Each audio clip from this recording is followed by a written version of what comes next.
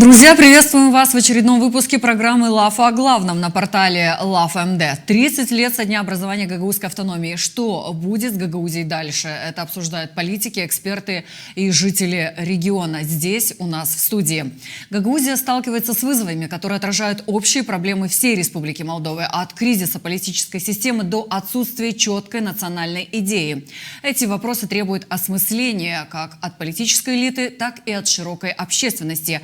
Именно такое мнение высказал гость в нашей студии в рамках программы «Фокус» Николай Терзи, председатель общины гагаузов в Республике Молдова.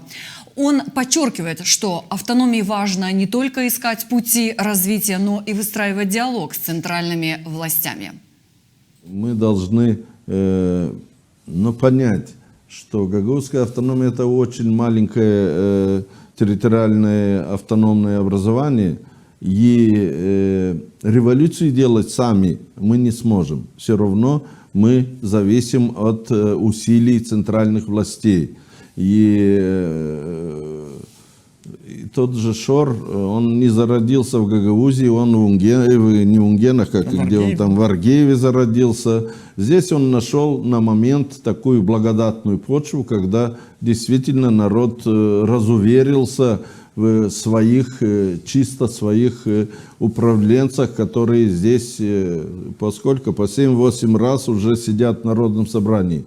Я призываю нас, чтобы мы ценили это, эти 30 лет, они тоже плод того, тех усилий, ошибок, недочетов, но одновременно я согласен, что даже эти 33 года не надо ждать, нам сейчас нашей политической элите, технической интеллигенции сесть и выработать нашу национальную идею. Что мы дальше делаем, куда мы идем.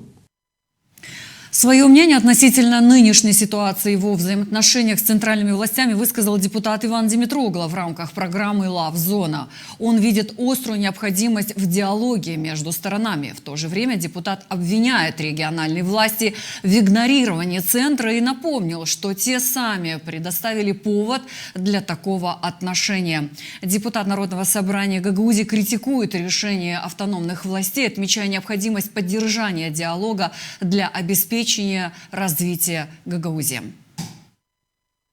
Но без диалога мы с центральными властями можем быть политическими оппонентами во время выборов, всего остального.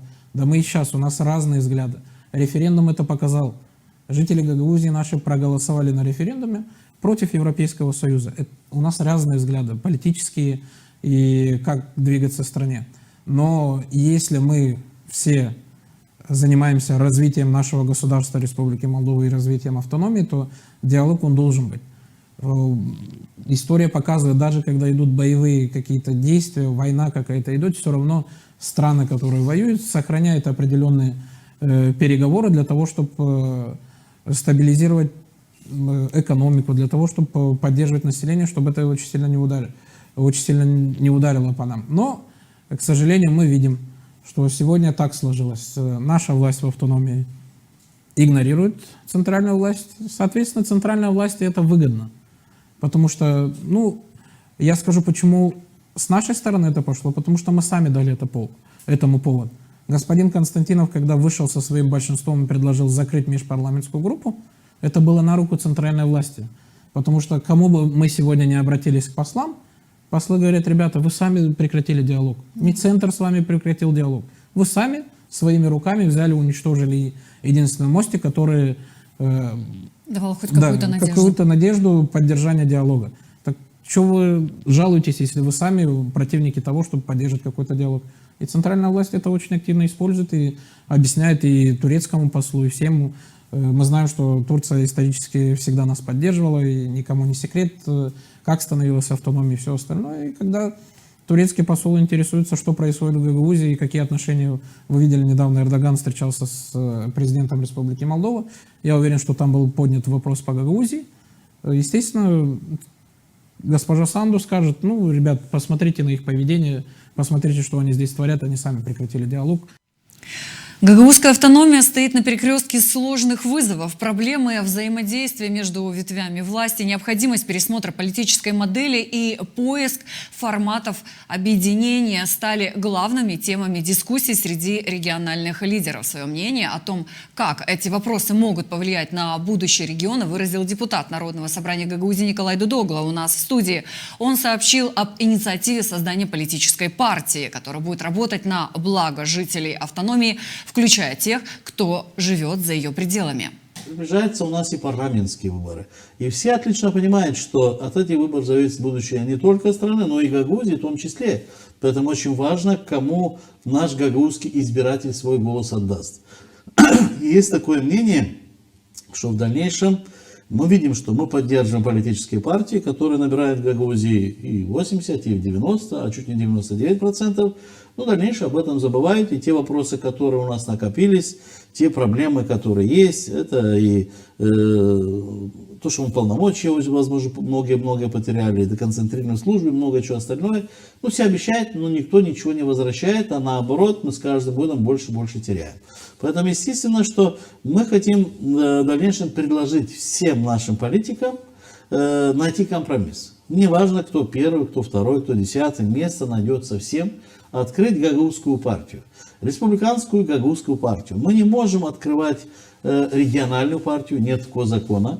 Но сейчас упрощенная регистрация республиканских партий, и мы можем именно использовать закон открытия республиканских партий, открыть нашу гагаузскую партию. То есть мы имеем автономию, но фактически мы не можем участвовать в политике, потому что наши представители Гагаузии, которые входят в республиканские партии, в принципе, в дальнейшем защищают больше интересы республиканских партий, чем, в принципе, защищать Гагаузию. Поэтому вот этот путь наверняка даст возможность и для того, чтобы и в центр, потому что обычно у нас получается так, что мы поддержим одну партию, в стране руководство приходят другие. 4 года бьют Гагаузию со всех сторон, никаких инвестиций, никаких грантов, никакой поддержки. А это даст возможность, чтобы Гагаузия голосовала за себя. То есть уйти немножко от той борьбы, которая нас втягивают конкретные лидеры различных партий, в борьбу с центром. Гагаузию подтягивают борьбу с центром. Гагаузия, как говорится, аккумулирует свои голоса все в Гагаузии. Это, в принципе, они голосуют довольно-таки вместе по 80-90%. И нас используют в борьбу с кем-то. А если мы пойдем по такому пути, что образовать свою партию, то тогда мы прекратим борьбу с кем-то. Мы тогда будем защищать только наши интересы. В Гагаузии, где политический ландшафт десятилетиями формировался под влиянием разных интересов и партий, идея объединения политиков кажется почти утопией. Многолетние разногласия, борьба за власть и трудности в поиске компромиссов оставили след на управлении автономией.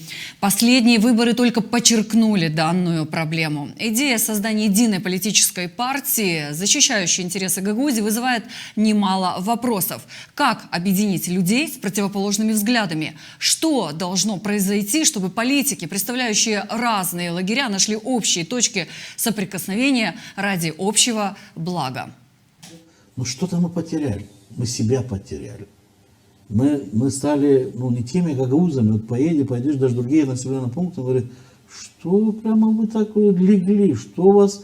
Если раньше Молдову воспринимали, что гагаузы это одни из самых гордых, сильных людей, которые чуть не нас сравнивали, что вы как чеченцы, там вот такие, всякие. А у нас раз, и мы исчезли. Мы исчезли, фактически лидеры Гагаузии пропали. Вы посмотрите, что сегодня, кто руководит регионом, кто в исполкоме Гагаузии, кто в руководстве Народного собрания. Единицы подготовленных людей, единицы. Все, которые более-менее подготовлены, их начали вытеснять. Просто вытесняют в сторону, для того, чтобы они исчезли, чтобы появились новые люди, полностью подконтрольные. Полностью подконтрольные люди кому-то, чтобы руководить регионом. Да? Чтобы один человек мог руководить всем регионом. Поэтому я скажу, что такого еще не было. Если следующий шаг мы не приостановим то, что сегодня творится, Гагаузии в дальнейшем не будет. Страшно об этом хоть говорить, но оно так и есть. Потому что если мы допустим, что руководили Гагаузией не мы, жители Гагаузии, а кто-то руководил нами, и не только один-два, а приезжали, привозили и ставили на руководящие посты всех, то в дальнейшем зачем такая Гагаузия нужна республика? Республика пойдет на то, что тогда это не автономия, да, это подконтрольная территория. Поэтому сегодня, о чем я говорю, я не выступаю сегодня против кого-то. Я не выступаю против социалистов, против Шора, против МАМ, не знаю, против всех партий. Я выступаю за Гагаузию. Друзья, наш выпуск «Лав о главном» подошел к концу. Не забывайте подписываться на наши социальные сайты, платформы LoveMD. Оставайтесь в хорошем настроении, будьте в курсе всех событий, происходящих у нас в регионе, в стране и в мире. Всего доброго, до свидания.